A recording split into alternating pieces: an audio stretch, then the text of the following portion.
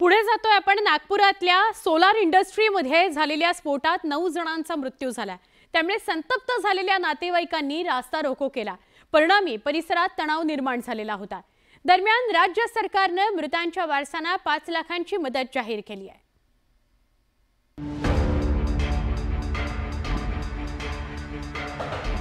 Solar ग्रुपच्या economic एक्सप्लोसिव्ह limited या आयुध निर्माण कंपनीत भीषण स्फोट झाला।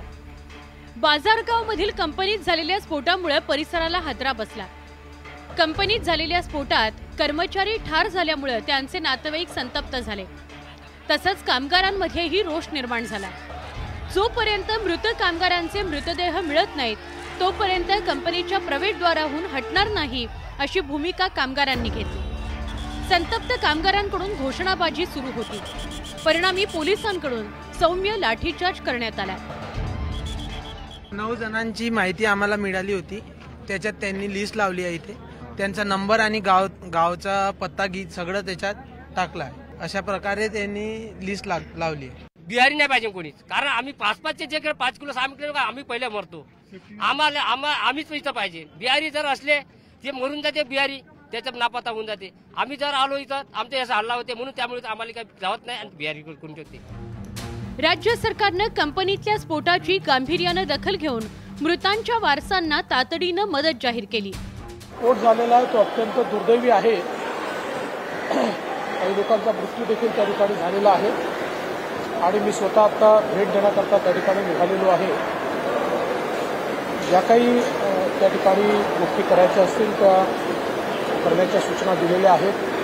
माननीय मुख्यमंत्र्यांनी मृतकांच्या कुटुंबियांना मदत देखील जाहीर केलेली आहे आणि एकूणच याच्या पाठीमागची कारणं काय आहेत ती कारणं शोधण्याचा आम्ही प्रयत्न करू। तो एकदम इको सेन्सिटिव्ह झोन आहे। यापासून वाईल्ड लाईफ डिस्टर्ब झालीच। त्या फॉरेस्टची जागा त्यांना दिली गेली 70 एकर हेक्टर। हे सगळे नियम धाब्यावर बसून त्यांना प्रोटेक्शन देण्याचं काम झालं। आणि विशेष म्हणजे हे दारुगोळा तयार करणाऱ्या स्फोटक तयार होतात इथे। या फॅक्टरीमध्ये काम करणारा त्याला कुठल्या प्रकारची ट्रेनिंग देताय तुम्ही? 22-23 वर्षाचे तरुण तिकडे काम करतात, त्यांचं शोषण होत आहे। स्थानिकांनी या दुर्घटनेत नेमका किती जणांचा मृत्यू झाला याची नेमकी माहिती नसल्याचं सांगितलंय। स्थानिक लोकांना इथं कामावर घेतलं जात नाही अशी माहिती यावेळी देण्यात आली। घटनास्थळापासून 300 मीटर अंतरावरून पाहणी केली जात असल्याचं स्थानिकांनी सांगितलंय। हजेरी पटावर ज्यांची नावं आढळली त्यांना मृत जाहीर करण्यात आल्याची माहितीही समोर आली आहे। मृतांचा आकडा वाढण्याची भीती व्यक्त केली जाते।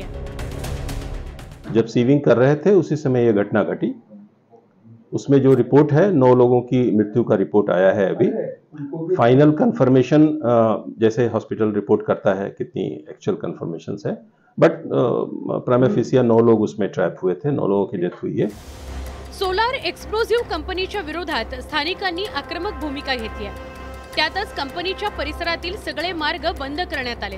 त्यामुळे तणावात अधिकच भर पडली आहे। Bureau report, news 18 Lokmat.